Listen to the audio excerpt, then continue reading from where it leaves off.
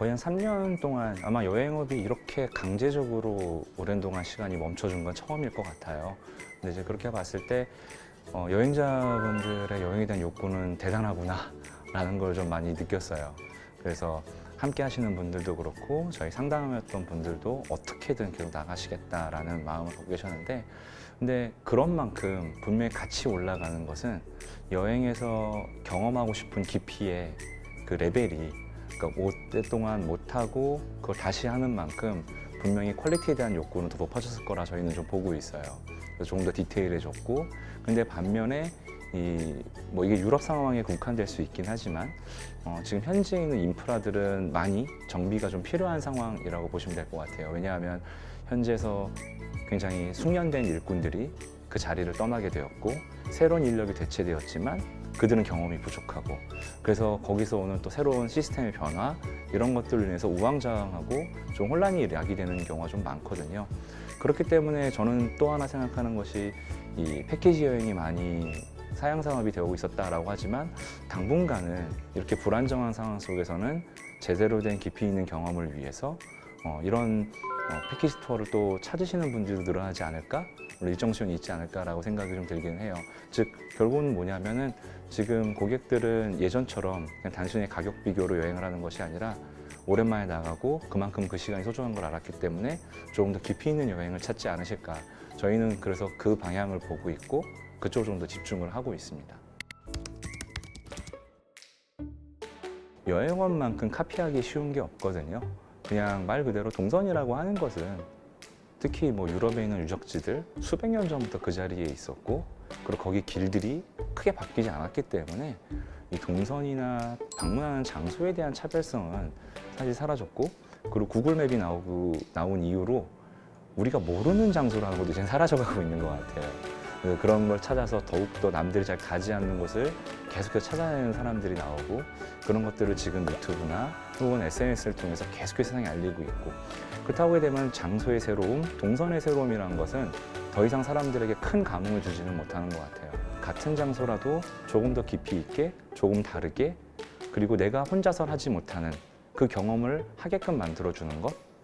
그러니까 예를 들어서 똑같은 경복궁이라고 하더라도 거기를 해설하는 해설사분, 가이드분에 따라서 경복궁이 다가오는 느낌이 완전히 달라지거든요. 어떤 분들에게는 가을에 산책하기 좋은 사진 스팟으로 만들어줄 수도 있는 거고, 누군가에게는 거기에서 어떤 정도전에 어떤 그 이상을 볼 수도 있는 곳이고요. 그래서 우리가 가져가는 감상은 굉장히 많이 달라지는 거거든요. 그렇기 때문에 저희는 어디를 가느냐보다 누구와 함께 가느냐를 훨씬 더 중요하게 생각을 하고 있어요. 저희가 고민하고 있는 것은 두 가지 누구인데요. 하나는 누가 나를 이끌어서 어떤 관점으로 이 여행지의 경험을 하게 해줄 거야. 두 번째는 나 누구랑 같이 가지? 동행에 대한 두려움이에요. 근데 나와 함께 하는 사람들이 나와 비슷한 취향이고 나랑 같은 곳을 바라본다면은 동행에 대한 두려움이 굉장히 많이 사라지고 우리가 무장해제가 되거든요. 그렇다고 하게 되면 저희가 지금 집중하고 있는 것은 누가 누구를 위한 상품을 만드느냐.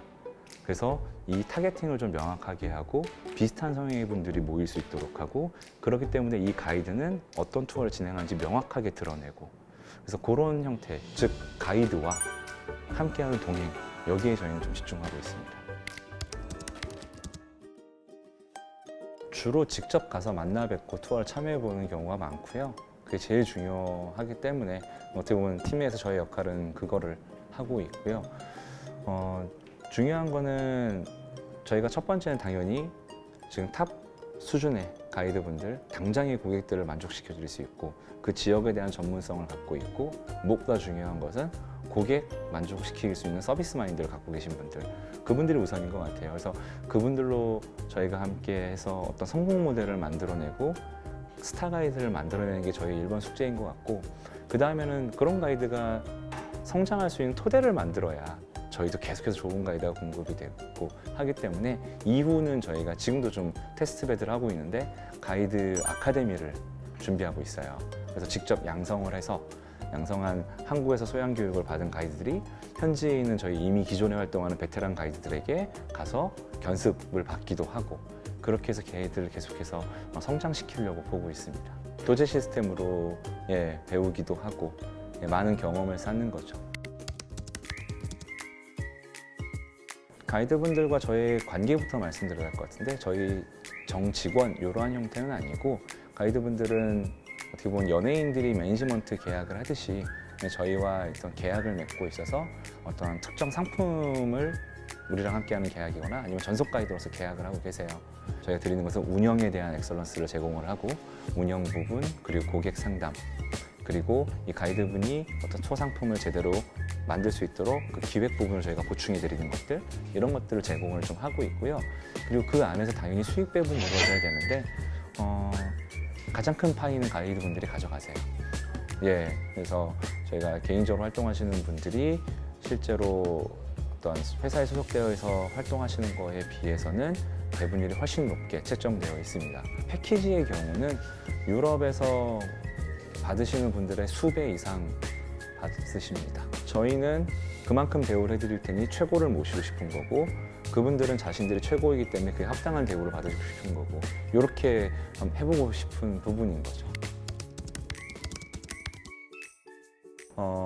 가이드분들 중에는 저희와 함께하는 이유가 이름을 걸고 해보고 싶었다라고 하는 어떤 가이드분들이 현장에서 활동을 하면서 자기가 고객을 만족시키고 노력하고 그 안에서 노하우를 쌓아왔고 이거에 대한 프로페셔널한 마음가짐은 있는데 이거를 더 이상 표출할 수 있는 기존의 회사에서는 방법이 없다 보니까 이름을 걸고 해보고 싶은 마음을 계속 갖고 있던 찰나에 저희 회사가 나왔으니 이제 그걸 해보고 싶다라고 하시는 분들이 많이 있으시죠. 그러니까 가이드가 상품이에요.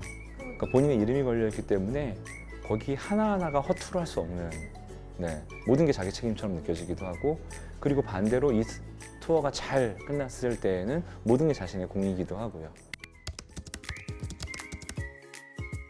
네, 저희는 뭐 기본적으로 고객을 한 분 한 분 뭐 여행을 다녀오신 분들 해피콜을 하기도 하고 그분들의 피드백을 적극적으로 받고 있는데 일단 투어를 신청하기 전과 신청한 후 좀 나뉘겠죠. 신청하기 전에는 선택하신 이유 중에 많은 상당 부분을 차지하는 것이 이름을 걸고 해서 신뢰가 갔다. 네, 이 부분에서 저희가 좀 선택을 받는 이유도 좀 있었고요. 그리고 여행하고 와서는 그런 말씀들 많이 해요. 명불허전. 역시 이름 걸고 할 만큼 가이드가 뛰어나네요. 책임감 있게 하네요. 그런 말씀들을 해주시죠. 그래서 사실 그 일반 패키지 여행에서 모객을 하는 것과 운영하는 것과 진행하는 게 어떤 하나의 일관된 회사에서 하는 것이 아니다 보니까 이 책임 회피라든지 이런 경우가 되게 많았는데 이름을 걸고 하는 거고 저희도 다이렉트로 가이드분들과 이렇게 하다 보니까 책임 회피라는 건 있을 수가 없죠. 네. 다 저희 일이고 저희가 해결해야 되는 문제인 거죠. 저희는 다 한 팀으로 대처를 합니다. 이거는 가이드분이 잘못했다 이런 것이 아니라 다 우리 모두의 잘못을 인식을 하고 있고 그래서 뭔가 하나 일이 벌어졌을 때는 CS 쪽에서도 그리고 저희 운영팀에서도 그리고 현장에 있는 가이드도 다 한 팀으로 움직이다 보니까 고객분들은 그걸 좋아하세요. 해결하면서 오히려 저희에 대한 신뢰를 높아가기도 하세요. 왜냐하면 책임 회피가 아니고 책임을 미루고 전가 이런 것이 아니라 다 우리의 일로 받아들이고 함께 해결하려고 하다 보니까 그런 부분에 있어서는 고객분들이 좋게 바라봐 주시고 계십니다. 이 직업의 매력은 사람한테 상처받고 사람한테 치유받는 직업인 것 같아요.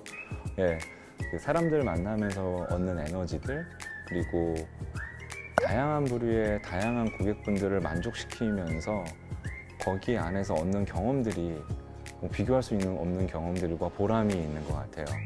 그러니까 처음에 오셨던 분이 뭔가 밖에서 기분이 안 좋은 일이 있으셨을 수도 있고 본인이 지금 삶이 힘드실 수 있는데 그분이 환하게 웃고 돌아가시는 모습 그렇게 그게 보람되거든요.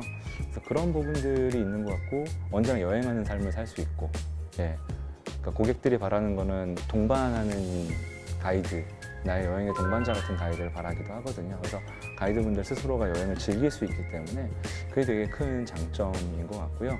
이거를 하기 위한 자질 이런 거는 먼저 제일 중요한 거는 서비스 마인드가 있어야 되는 것 같아요. 그러니까 내가 아니라 참여하는 분들이 즐거울 수 있도록 그리고 거기서 보람을 느낀다고 해야 되나요? 그리고 가이드는 또 여행을 하다 보니까 즐겁게 해드려야 되잖아요. 전달력이 너무 중요한 것 같아요. 그 전달력은 단순히 말을 재밌게 한다도 있지만 소통하고 공감하는 스킬이거든요. 네, 지금 이분들은 이런 얘기를 지금 듣고 싶다. 이분들한테는 이런 이야기를 해드려야 되겠다. 이 이야기를 얼마만큼 내가 재밌게 꾸며서 말할 수 있을까? 이런 것들을 빠르게 캐치하고 공감하고 할 수 있는 이 자질들만 있다면 누구나 가이드가 될 수 있다라고 생각을 해요. 그럼 그 안에서 이제 본인은 자기만의 전문 분야를 발전시켜 나가야겠죠. 그래서 저희가 찾고 있는 가이드는 요게 탑재된 거 플러스 이만큼 중요한 게 성장하고 싶은 마음이 있는 가이드. 그러니까 저희랑 건강하게 저희는 계속해서 가이드님이 발전하길 바라는 마음으로 푸시하고 가이드님은 저희의 운영이 그리고 저희가 진행하는 모든 이런 일련의 활동들이 더 발전할 수 있도록 계속해서 건강한 푸시를 주시고 상호 간에 이렇게 계속해서 서로 끌어올려줄 수 있는 그런 관계를 되게 만들어 보고 싶어요. 그래서 그런 분들을 찾고 있고 그런 분들의 가이드하기 적합하신 것 같습니다.